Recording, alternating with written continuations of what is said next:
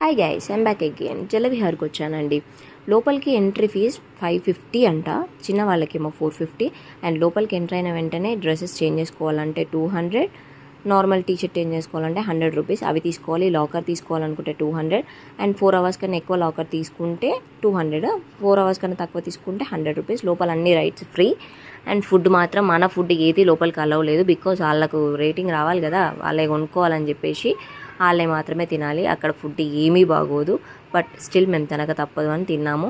Rides అన్నీ try చేశాను నేను, కొన్ని రైడ్స్ ట్రై చేయలేదు. అండ్ చూడండి, ఈమె నా వెనుకొచ్చింది, భయంకరంగా పడిపోయింది, నాకు చాలా భయం వేసింది. అండ్ నెక్స్ట్ నా ఫ్రెండ్ వస్తుంది.